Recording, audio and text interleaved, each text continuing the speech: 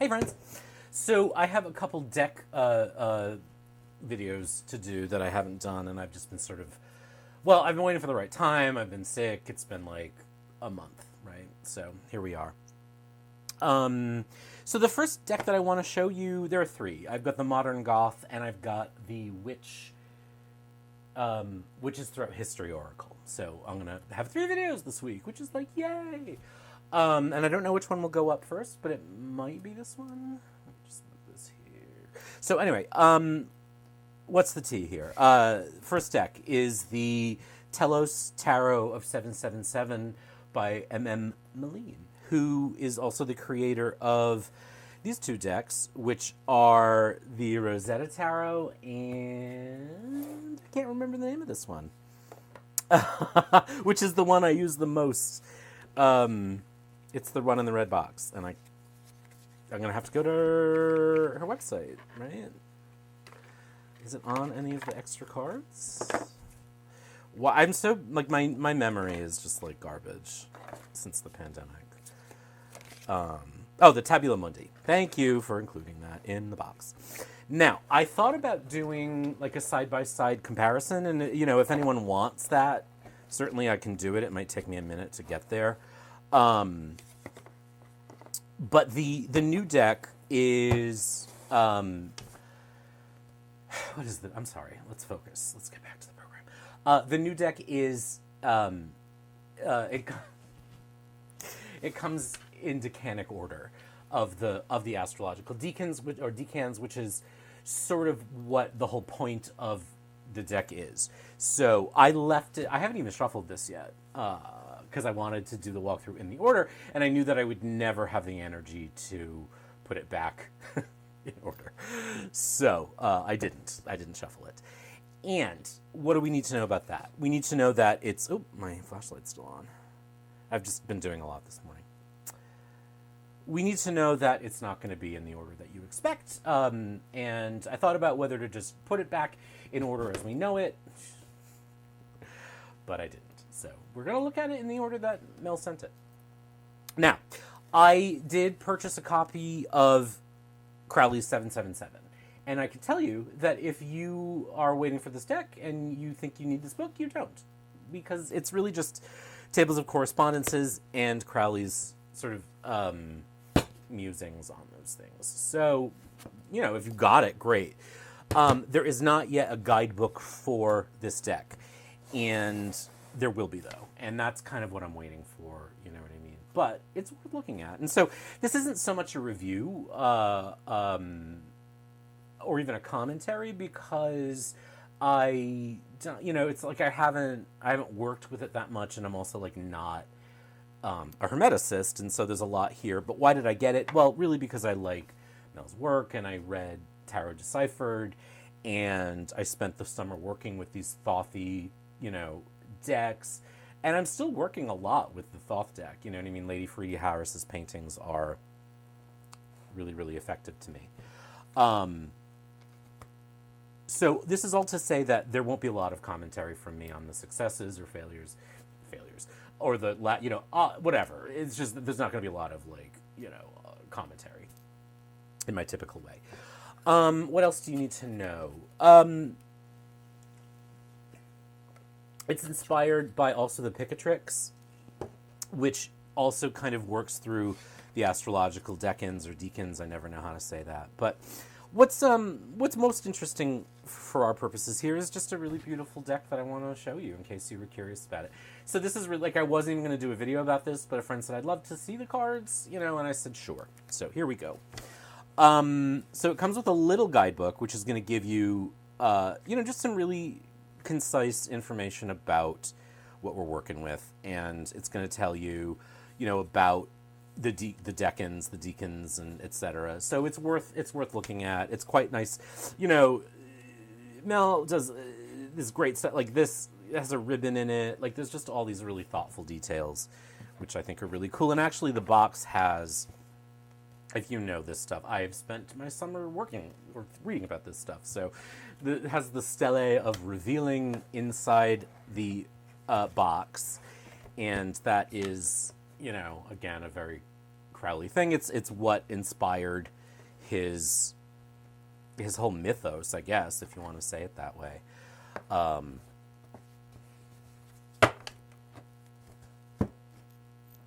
Yeah. I mean, that's what there is to say about that. It's his thing. The story is that his wife said, "Oh, the deities, Horus, I think, has a message for you." Just moving my microphone here. I just never know where to put it. Has a message that looks really terrible. Oh my god, I'm so vain. I think this song is about me. Anyway, there's this message for you, and the gods want to talk to you, and he's like, no, I don't believe you, because he was a sexist, among other things. And anyway, she took him to an Egyptian museum, and they found the Stele of Revealing, and that inspired his whole book of law, etc. Da-da-da-da-da. So, that's why that's there. And in many ways, I think this is a deck designed partly for ceremonial use, right? Ceremonial stuff. And so, there you go. These are the backs, which are absolutely stunning. I love that teal green. Now, I was not desirous of this shininess, and I could still live without it, but it's quite pretty.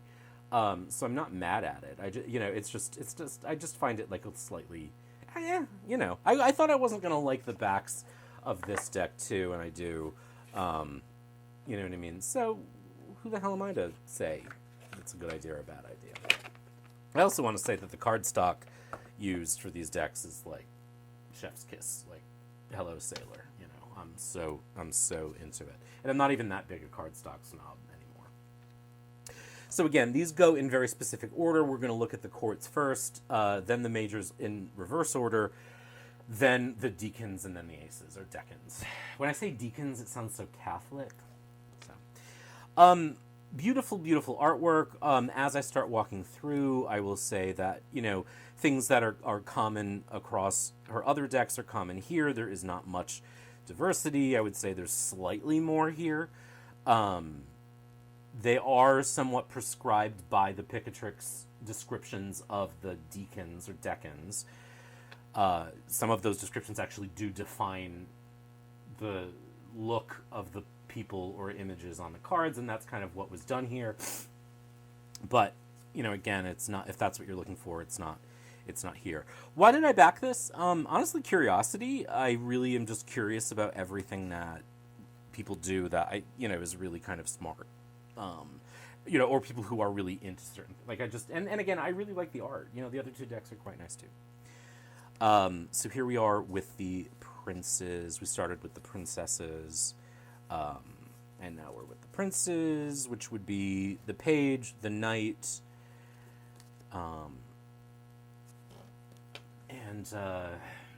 yeah.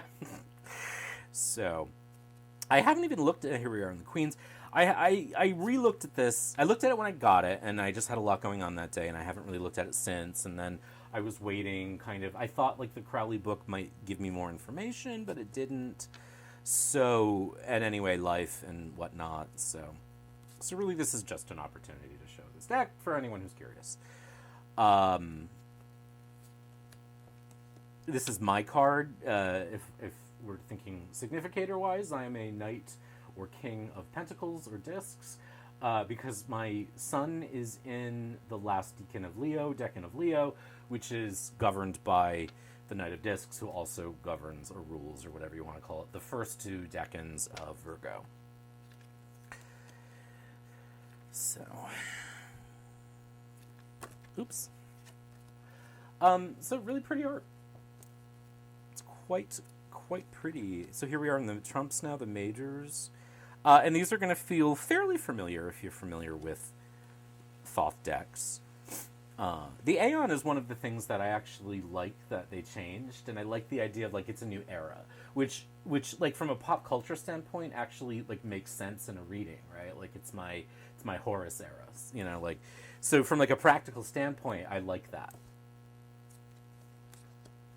And these follow pretty closely the descriptions that are given by Crowley and by the Golden Dawn, which again I don't really care about that much.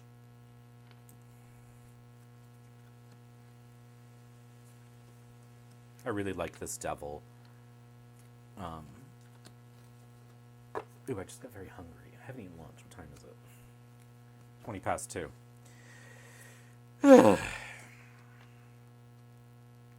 So this was my title card, my extra card, and I really like it. I think the art is beautiful. I really liked this Hanged Man. I think, again, very cool. I don't mind Lust for strength. I know that like is not anyone's favorite, or a lot of folks' favorite. As a Leo, which this card corresponds to, I think there's kind of a lustiness to Leo, a sort of vigor, a vim, you know what I mean? And I don't think that it's necessarily a totally sexual lust. I think certainly that's part of it, but it's not only that. It's really lovely. Hermit. The Hermit, Lady Frida Harris's Hermit, is one of my favorite tarot cards ever.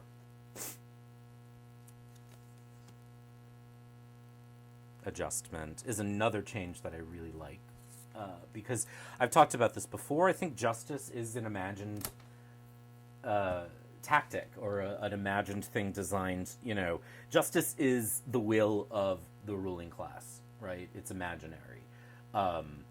Adjustment is not imaginary, and real justice requires adjustment. Now, I don't think that's necessarily what Crowley and Harris were going for, but it's how I read it, and that's what we do as readers.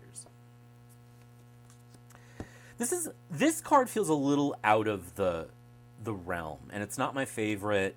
Even knowing I know what it's depicting, it's just not my favorite of this deck. It's not my favorite Lover's card in this tradition, but part of that too is the coloring. You know what I mean? There's supposed to be like black figures and white figures in this card, and it's sort of the union of opposites.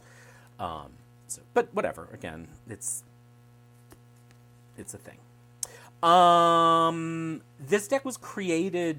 Each card was drawn during an astrologically significant moment, and so the Decan cards were drawn during that Decan, and then in the following year they were painted during that Decan, right? So each card has like a strong astrological connection to its astrological associations. Same is true for the majors, but I don't know all the specifics. I would imagine, for example, that the Magus was painted during a significant Mercury moment. But, like, what? I don't know. And there's the Fool. So now we get into the minors. As I promised, these are not in the order that you expect. They are in decanic order. That's very complicated. I'm not going to get into it, but Mel's books do cover it. And if you've got the books for her other decks, you will have clues into this, as well as Tarot Deciphered.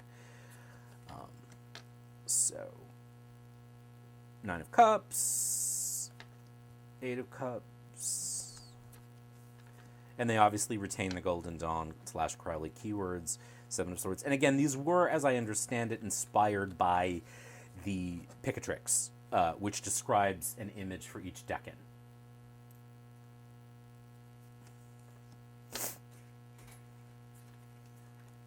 And what's interesting is I think you don't necessarily, if you're a visual reader and if you work with the images a lot, this could be quite a cool challenge to work with these, because they're different. You know what I mean? They're not the Crowley deck. They're not the Harris Crowley deck.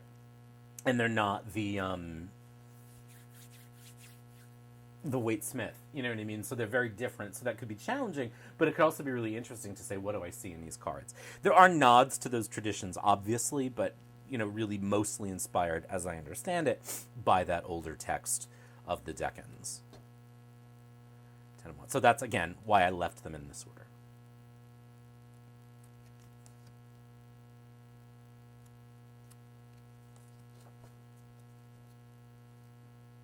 I feel so compelled to, say things, but I don't really have a whole lot to say.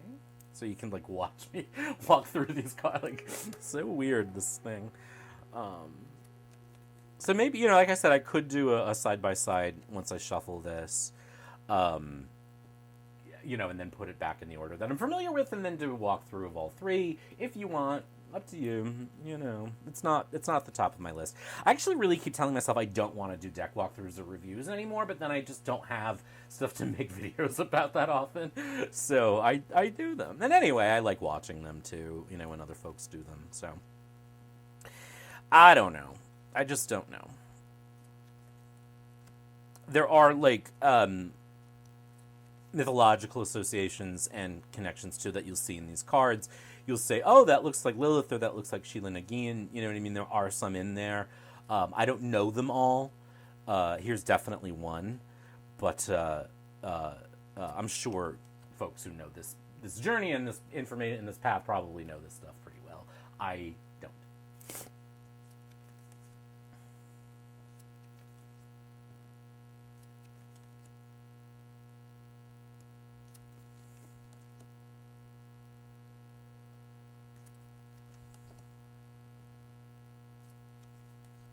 But it's what's interesting too about having multiple decks by an artist over several years is that you actually see a journey in style. This Rosetta deck is very different in style artistically from this new one and from the Tabula Mundi. This is much more, and these were done in each card in the Rosetta was done, or each suit was done with techniques, with artistic techniques that were sort of in line with the element. So like the suit of cups is watercolor. But you can see, an evolution in the artist's skill and journey and technique, and I think that that's always really interesting too. And then finally we get into the aces, and these really reflect the Golden Dawn or Hermetic correspondence of the aces. So there you have it. There is your walkthrough of the Telos Tarot of 777 by Meleen. This was a Kickstarter which shipped. I have to say, the Kickstarter for this was one of the most well run, and really, the shipping was like crazy fast. So there you have it, my friends. There is the walkthrough of the Telos Tarot 777 by Meleen. Hope you enjoyed that. And if you do want to see, a comparison, we can do that for sure. Take care. Be good. We will talk soon, I hope.